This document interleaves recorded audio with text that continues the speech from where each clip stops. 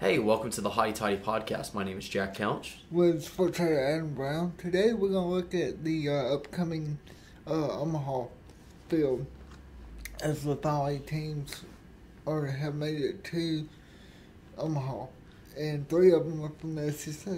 Yeah, the SEC teams really look strong here, and I mean, I'll tell you the matchups right now is Oral Roberts versus TCU. It's game 1. Game 2 is Virginia versus Florida. Game 3 is Wake Forest versus Stanford. And Game 4 is LSU versus Tennessee. And I hate having a SEC matchup right off the rip. You know, it's going to be a fun game. That game's going to be very intense, and with how Tennessee's heating up, I think it's going to be really great. I mean, it's going to be interesting to see how Tennessee's offense does against Paul Schemes as one of the best pitchers LSU to ever come through the program. I mean, he's just a stud, and it really comes down to how well he plays. You know, if he's going to be able to play more than one game, or if he's going to be able to, take 3 rest days and come right back in. And that's just something that we got to see. But you got to look at Tennessee and how well they're playing. I mean, they are just crushing it off the bats. I really think if whoever was going to win the Southern Miss or Super Regional was going to go all the way. Now, I didn't know that they were going to be with Wake Forest, who's a very, very good team this year. And as you proved against Alabama. And, I mean, they beat them by some of the highest scores ever. It was unbelievable, the beatdown that they did. I mean, for Wake Forest, you look at them, the number 1 team in the field this year. Oh, yeah. And one of the deepest pitching staffs next to Tennessee, probably. Oh, yep, exactly. But Wake Forest has 3 starters who each have over 100 strikeouts in the season this year, which is just unreal. Yeah, I think it's like the 4th or 5th time that's ever happened. It's just their pitching is dominant, and they go against Stanford first overall, and that's number 1 versus number 8, and it's going to be dominant. And they're the first team to make it in like 20 years being the number 1 seed in, and I think it's the first time the number 1 and number 2 seed have made it in the past 50 years. And I think it's with Florida and Wake Forest both in. So Florida's facing a very hot Virginia. Yeah, I mean, Virginia's one of those teams that you look at and they are very hot, but they're looked over. So, I mean, it's like the 2014 Virginia team that beat Ole Miss to make it to the finals. So, I mean, it's just Florida's going to have, if Florida can get past Virginia in the second game Friday night, I think it's going to be I think they'll get out of that regional. But TCU will be a challenge for them. TCU is definitely going to be a challenge. Unless Oral Roberts comes and shows the same effort that they put into, what they had with Oregon this past weekend. I mean, they went into Eugene and just dominated. It was really impressive to see them do that. And to have a, 4 seed come in and just be dominant. That's always a wild card that you throw in. And this is baseball. Let's be honest. Anything can happen. And that's what's so exciting about this. But let's go down and we'll have we'll do a little bit of our brackets and tell y'all what we're thinking. So if you want to start with the top rotation. Start with the top rotation. I'm gonna throw a little curveball at you to start off. I'm gonna have Oral Roberts sneak by TCU to start off. That's what I'm thinking too. As much as I love TCU this year, they just haven't been able to. They haven't proved to me that they're the best team there, and I really do think Oral Roberts is going to beat them. I mean, Oral Roberts has been putting up a fight everywhere they're going, and their bats are hot. Everything's hot about them. You look back to us last year. I mean, this is where we were. We were hot, on fire. I mean, TCU has also been having a really good lights out, and every team in this bracket deserves to be here. Right. I just think that they're the weakest link in the entire side, and I think that the first one's out. I don't know about first one's out, but well, I'll let you continue and you do your side. Here's my thing. You take Oral Roberts over TCU. You take Florida over Virginia. Yeah. Virginia beats TCU. Okay. Florida beats Oral Roberts. Florida plays Virginia for the regional final of the College World Series in this bracket, to where Florida goes on to play the winner of the other one. Now, let me throw you a big curveball. Here's what I think is going to happen. I really do think it is, and don't quote me on this, and don't take my money line on this, but I think Oral Roberts is going to beat TCU. I think that's going to happen. I think Virginia sneaks one by Florida in a close game. Virginia just seems so well-rounded right now, and I think Florida needs that. They need a humbling experience before they're like chip on the shoulder. Right. Oh, crap, we got to get this done. If they go in and, I mean, Florida wins out, I think they lose. And I really want Florida to win it all. Saying that as a, previous Georgia fan hurts me, but I want them to win it. And I really do think that they have a very good shot of making it all the way. So I think Oral Roberts wins. I think Virginia wins. I think Florida beats TCU. TCU's first one out. And then I think Virginia beats Oral Roberts. Florida beats Oral Roberts. Florida, Virginia. Florida wins and goes on. And that's what I really do think is going to happen in the first one. It's throwing everybody a curveball. I'm taking the underdogs all the way on both games. So in that situation, do you see anywhere to where Virginia has to face Caglione in a pitching matchup? Yeah, I think so. But it's going to be. It just depends, and I think everything's going. Everything goes through a loop, and it could happen, but it's very hearsay on who's going to be where and how they're going to do this and who they think is the toughest matchup to have. Because it's all about matching your toughest matchup versus your best pitcher. It's exactly how this works. And, you could be like Oral Roberts, be like, I'm going to throw my best guy every day of the week because every single one of these guys is my best matchup. Yeah. Or you can be Florida, who, has depth in the bullpen and could be like, okay, I'm not going to throw my number one guy. Only throw my number 2 guy or my Saturday guy out here. Let me throw my Sunday guy and just see how he does. Exactly. And then I have 2 of my studs backing me up the next 2 games. That's where I'd feel good. And see, that's where I'm worried about Florida, though, is that I can see them just making a click and then dropping the game because of it. And that definitely, this is baseball. I think it's going to happen.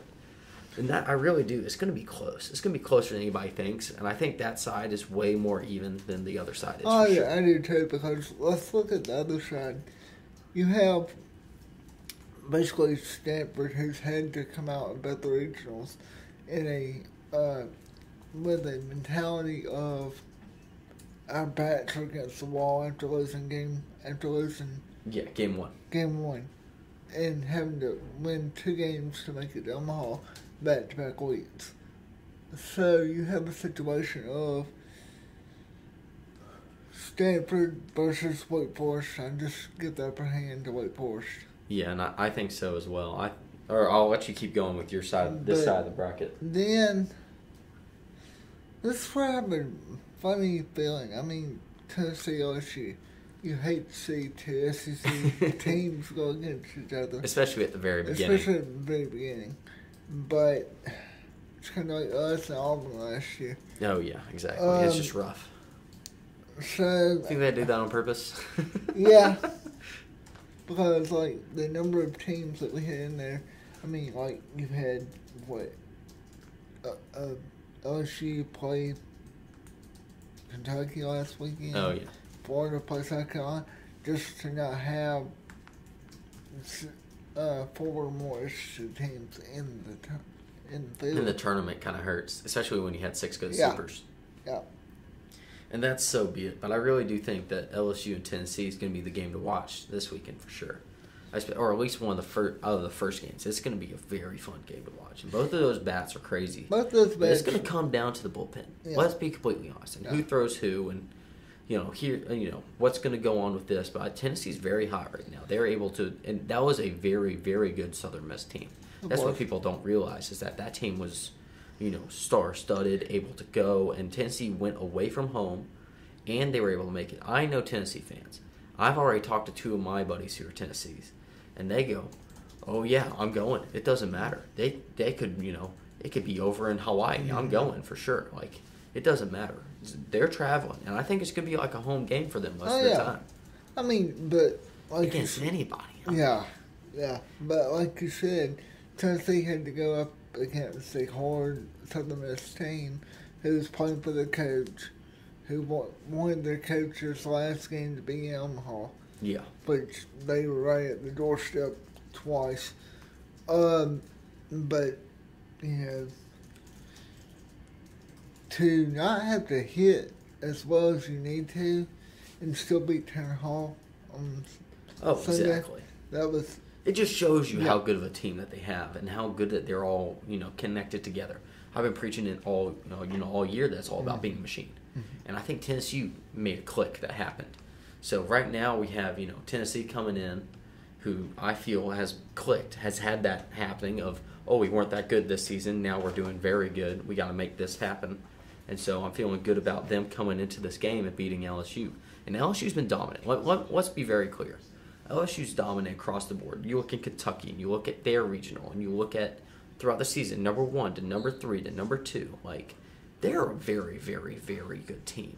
I just think that they've never had the, oh, we're in trouble. Like, oh, we've lost to Vanderbilt, or, oh, we lost to, that. They haven't been, I don't think they've been swept this season yet. Yeah. And they haven't had that chip on their shoulder being like, oh, yeah, we're going to lose. I think that they're coming into this game being like, this is Tennessee. We beat them already this year. Yeah. Let's just go in and beat them again. And I think Tennessee's coming back with a vengeance. I mean, they are very just like, the game's clicked. Something on that team's been like, yes, this is the it factor. Let's make this happen. And now from here on, it's going to happen that way. It's going to be like, oh, yes, we're here. So I think in this game, I would have to lean towards probably. I still lean towards LSU. Oh, and I'm leaning toward. I think Tennessee's going to decimate them. I think it's going to be over 3 runs by Tennessee. Oh wow. That's what I think Tennessee's going to beat them by over 3 runs. You can quote me on that. Somebody tweet me out. In this situation, you have Charles Schwab Field. Yeah. Is a very pitcher-friendly ballpark. Oh, yeah. It's so big. It's a major league park. And Tennessee is just not used to. I get that. But I feel like they've been playing a lot of small ball recently. They have. And that's what I'm like, oh, yeah. LSU, I mean, you look at home run after home run after home run there.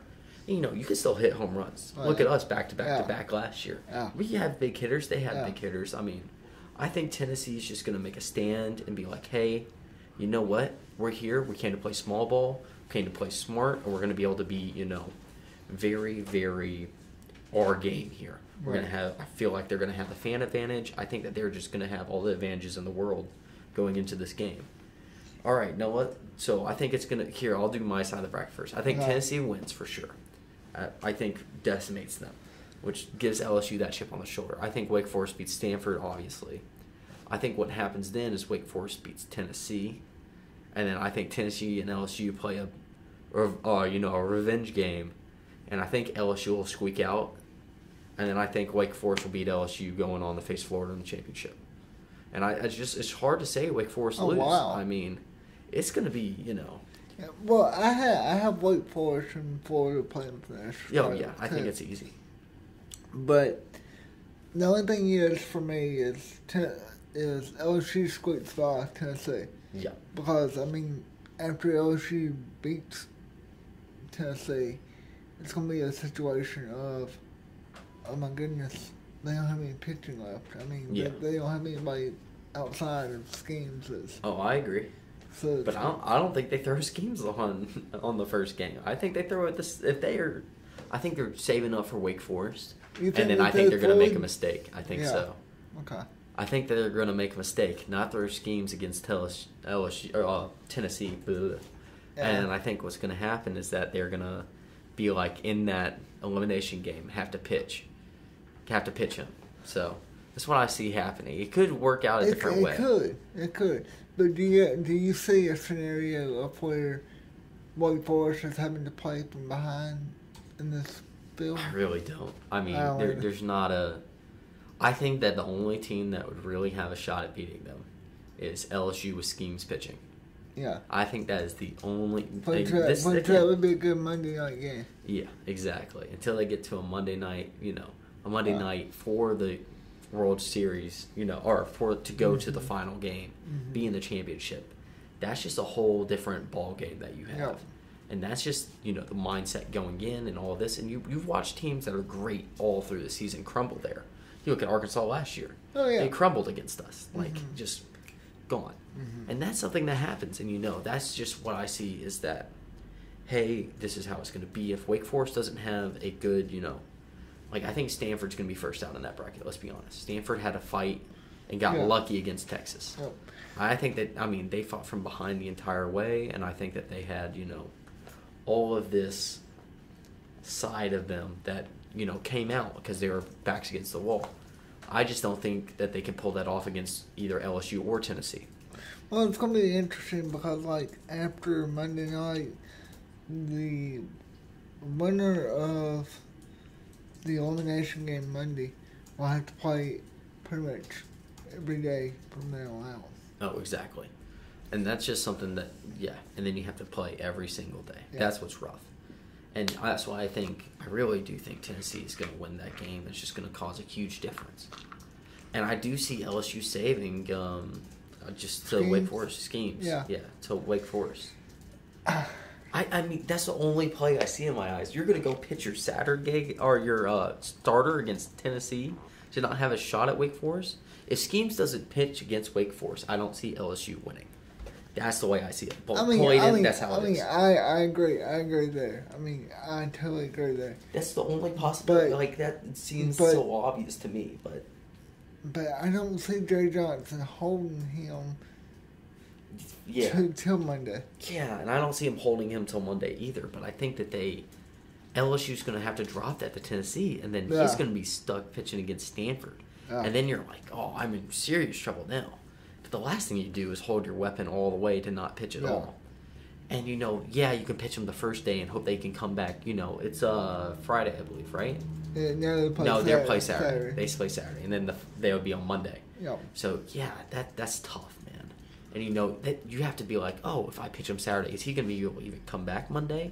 Or do I hold him off for a better game than, Tennessee? Yeah. And LSU's such in a tight spot right now with pitching. So I don't see a lot of pitchers being able to come in against Tennessee to making something happen. But you only got one. You only got one ace in your hole. Why use it on the small fry where if you win this one game, you get to go face the big dog? Number one, the number one in the nation, undisputed, just beat Alabama by 17 points. I mean, this would be crazy. And that's the only way I see that you have a shot to make it all the way. No, I agree. I totally agree. That's just what I see happening. But we'll end it here. But would you play devil's advocate with me for just 1 second? Okay. But if by the time that you take the field, you'll know who won the first game. Yeah, I agreed. If Stanford wins by some magical... Do you not pitch games? Oh, I do pitch games. If Stanford won, absolutely. Yeah. I pitch games every day of the week. Because that means I don't have to go play Wake Forest right. shit. And I have, a small break. But, you think Stanford's going to be... Not even close. No. I think Stanford's going to lose by over 4 points. Yeah. I think 4 and over. And I hate to say that. And I think it's going to be a high-scoring game. But I could see it being 12-6. Yeah. Like, hitting that 18, the over-under, I think exactly. I think this is just how it's going to go down.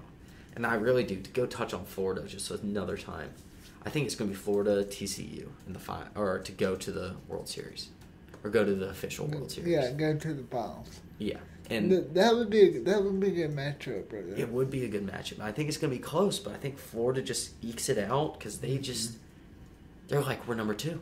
We've been number 2 this entire time. What do we have to do? We beat an SEC team. We beat another SEC team. We came second in the SEC conference. We've been able to do everything that they have. Or I came first in the SEC conference, excuse me. Yeah. I mean, this team is loaded. And now you're like, you're not good enough to be number 1. Right. And Wake Forest does deserve to be number 1, but I think Florida also deserves. Right. I think they're coming in with this, like, we're going to be number 1 by the time we leave, period.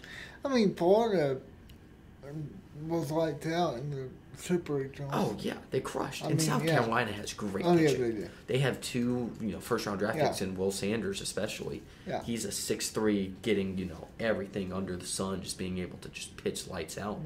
And now that you have somebody coming in and being like, hey, they weren't very good. You're like, okay, let's be serious here. Right. We just beat them in 2 games versus 2 of the best pitchers that are going to the MLB next year. No doubt. And so you're like, yeah, that's an argument right there. And then you go play Alabama in Tuscaloosa. That's also you go and beat them that big. It's just those 2 are worthy of being number 1, and that's why I think that's what's going to come down to.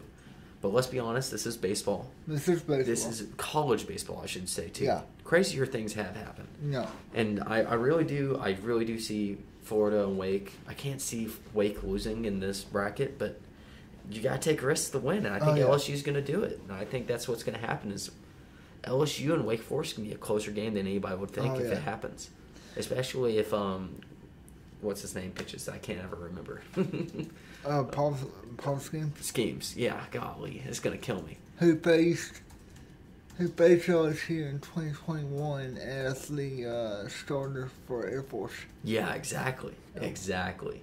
And then just it shows you, things come full circle. And that's what's so exciting about the sport, and that's what I'm so excited about this weekend.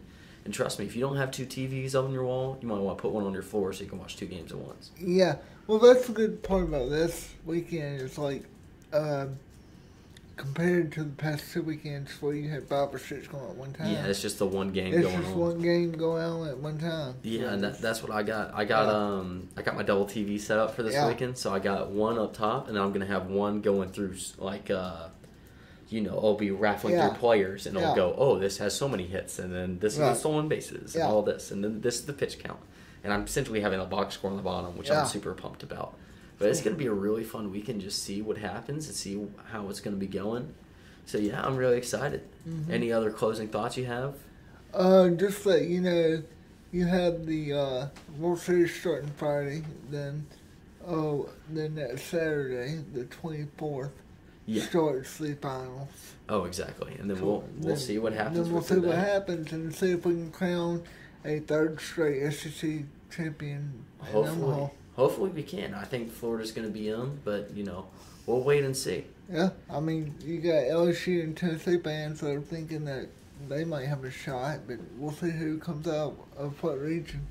Oh, yeah, and then look out for us next week. We're going to be having we're going to be talking about the schedules that are releasing. Oh, yeah, on Wednesday night. Yep, on Wednesday night, and we'll be able to, tell y'all what we think and how it's going to be and how it's going to go going forward. Yeah. This is 2024 schedule, by the way, just if y'all haven't heard. And to where there's the 8 games. The 8 games, 16 teams in the league. Yeah. You finally get to see Texas and Oklahoma part of the SEC officially starting Wednesday night. So. And you're going to see the change at the SEC, and we're excited to talk about it. So we'll see y'all next week, and look out for us. Sounds good. Talk to y'all soon.